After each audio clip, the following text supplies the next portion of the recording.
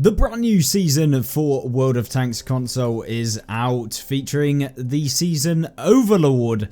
And of course, we're going to be taking a look at the first vehicle on the whole list, which is the FE225, the tier 10 British heavy tank with the double barrels. This is the first double barrel British vehicle that is going to be a pretty solid contender, I think, in terms of how good it actually is in the game. We've played a couple of battles so far. You can pick it up in the Ultimate Season Pass for 6,000 gold.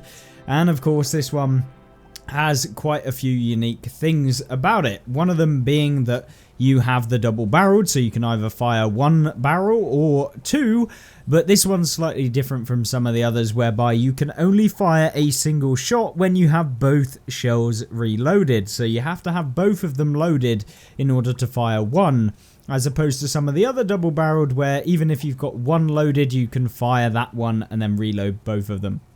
This is a pretty weird feature, which does mean that if you do fire both of them, you have about a 11-second reload, 12 seconds roughly. Well, if we're being precise, it's 12.68 seconds in order to reload both of your shells. This thing has 3,311 DPM with advanced loader, and the current commander skills, which we've got on right now, which is Born Leader and rapid loading, both of these improving the DPM somewhat of this vehicle. But the main thing about this tank is that it supposedly has a decent amount of armor on the turret armor. However, the hull armor of this thing is pretty diabolical and can be penned quite easily by a lot of tanks, even in the upper plate, because of the ridged one kind of upper plate area, the kind of boxy bit on the front, not the standard big slab of upper plate armor, but the one that isn't as angled as well on the side profile. So that thing can be penned, as well as a huge lower plate, and this thing is a gigantic vehicle as it stands, as you can currently see. This is this vehicle versus the FE4005, so it's almost as tall as the FE4005. It's not far off, so when it comes to that, it is quite a chunky tank, and for that it only gets 2,200 hit points, which isn't great compared to some of the other tier 10 heavies that have probably more effective armor. So you are on the lower side. Think of it almost like a medium style armor with a tank that has a decent turret. It does have a cupola on top, but it is very small, so it really can't be penned, to be honest. I mean, it's very difficult to even hit that if it is using its gun depression, of which it gets 8 degrees. But because the tank is so tall, it can be a little bit problematic to use it on a ridgeline because it's so tall and long, because of the fact that, you know, a small bump at the rear can mean a huge difference at the front. So yeah, that is that's a big impact of this tank. It doesn't have as effective depression as maybe you would see with some of the other vehicles in the game. It does, however, have a 700 damage alpha if you're firing both, or 350 with just one shot. I would be inclined to just fire both of them pretty much all of the time, because, you know, you get that option. There is some scenarios where maybe you would just fire the single shot, and of course it can work perfectly fine like that. I just feel like you are getting the most out of the tank, and the opportunities that you get if you can fire both of them and pen both, that is perfect. That's what you should probably be doing with this tank, and then using the DPM when you need to finish off vehicles, of having a single shot when you're both fully reloaded. So if things are less than 350 hit points, I would recommend using just a single shot. But what else do we have about this vehicle? What can it do? How can it actually work? And what sort of things does it play like within the game? Well, that's what we're going to check out. The tank comes with a skin as well, so it's the Exeter skin, which is available as part of the Ultimate Season Pass as well, so you get the skin added on as well. So in terms of just a quick kind of review as to whether or not this tank is actually worth getting as part of a Season Pass reward, the Ultimate Season Pass, so spending the extra 4,000 gold, I actually think it is. I actually think this tank is pretty fun. It's interesting to play, and I like it. I think it is definitely a vehicle that is worth at least entertaining the idea of if you play World War II and you enjoyed playing the double-barrel vehicles of the Soviet line, then I think there's no reason why you wouldn't try and get this vehicle if you do have the spare money. If you don't, definitely don't go out of your way to spend your own hard-earned money on this vehicle. But out of all of the Season Pass vehicles that I've seen in the Ultimate Season Pass, this is more of an interesting and fun one than I've seen from some of the others. So yeah, I enjoyed playing this tank, definitely. But jumping on over to the gameplay, we'll whip on over there now. So the gameplay that we do have for you today is on Lakeville, and we're going to play in a bit of a weird position that you would normally probably not play a heavy tank in, and that is using the central road, because of course we do have decent turret armor which can work, and I think that that is the key aspect about this tank. You've got to kind of try and get yourself into a position where you can use the turret armor of this vehicle, and this kind of position at the beginning is nice to catch a few people on the cross if you can. The view range of the tank, 499 meters, when we've got advanced optics on it as well, means that you can spot vehicles usually after you've actually found them, so or they've fired.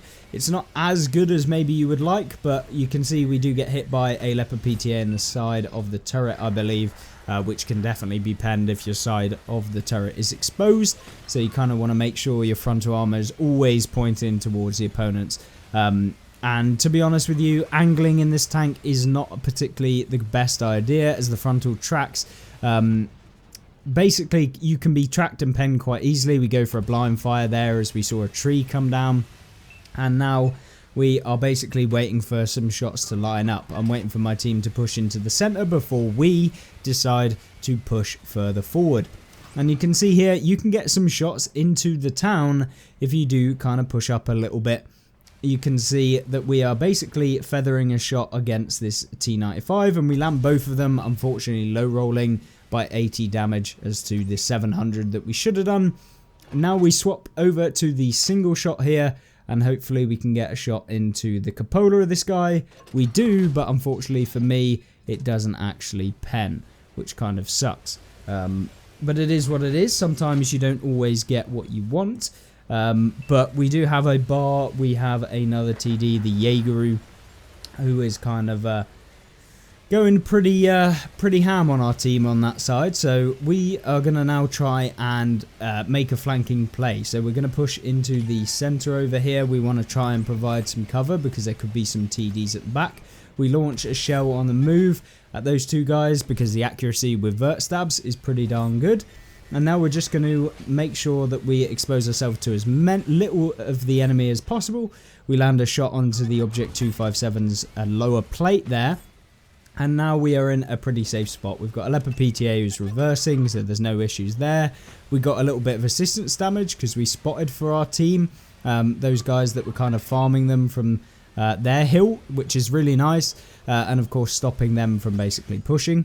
We have a Leopard 1 over here, which we need to deal with because he is both going forward and backwards, and we have a shot on either one of those. So we can hit him in the front, we can hit him in the back, and that's kind of what we're after when we're going for this guy. We go for a blind fire on him. Maybe it hits, maybe it doesn't. It didn't, but that's absolutely fine. You can use the DPM of this tank. It's not bad. It is actually pretty darn good. And so now we just reload both of the shells. We're back up to 2 of them, and now we're just waiting for the Leopard. I'm assuming that he is going to try and push back to his base, try and get away from the town area. That's what I would probably have been thinking to do, but at that point I probably would have realized that there's no escaping because I've been spotted here. He knows that, or would have known that. And of course, there's some people pushing from behind, so it would have been a hard task to actually get back. So I'd have probably just stuck it out and tried to fight the heavies in the town and get as much damage as possible. But that would have been me, as I would have expected that this game is going to be a fat loss. The Leopard 1 is out in the open. We actually track him with that 2 double pump, and now we can push forward again into the enemy base, and we're really hoping to try and get out at least 2 more volleys of the double pump. And the first tank that we come across is an E4.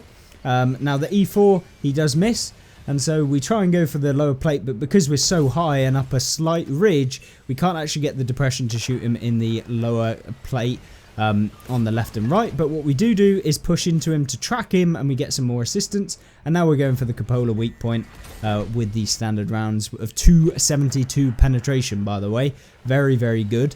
And if we loaded heat, we could have 330 pen. So basically the E4 would be easily taken outable. But at this point now, it's time to push towards the last remaining vehicles on their team, which is 2 heavy vehicles and a tank destroyer. The Gorilla 15, the T-58 heavy, and we also have a Chieftain Mark 6 who we try and go for the cupola on here. He bounces off of us, and we hit him in the top of the turret there with 2 shots, double the chances of hitting that cupola, and we do actually manage to do that.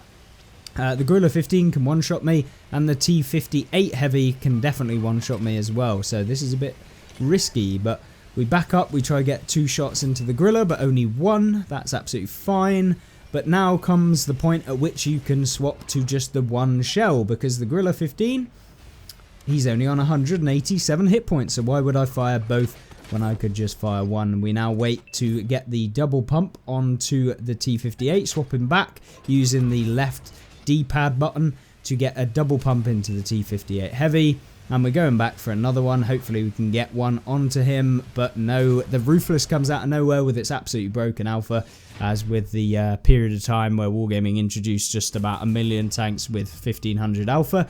But we still pick up 5065 damage with 2.5k assisted nearly. So a pretty darn good game. And of course getting some regiment points, because regiments are now properly into the game. The update for the clans, and getting those points and rewards to be able to purchase in the regiment store, which you can use those in. But that is the FE225. It is really, really fun. I really enjoyed it. I think it's got opportunity to basically have a load of different things that you can use the tank for.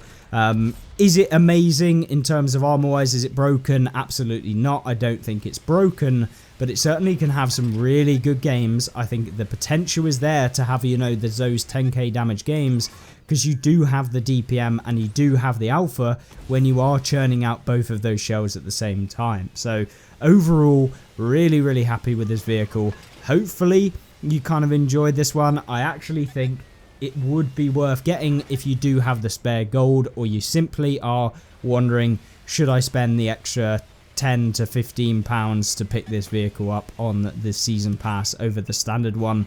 I actually think for the first time in a long time, it probably is worth it if you have spare cash available and you enjoy playing World of Tanks.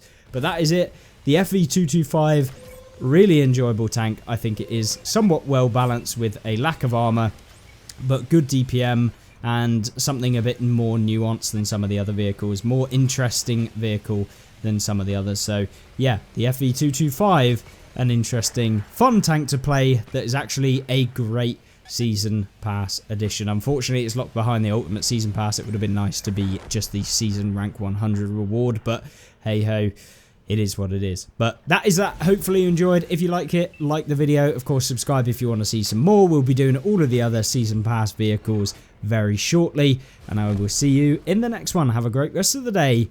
Goodbye.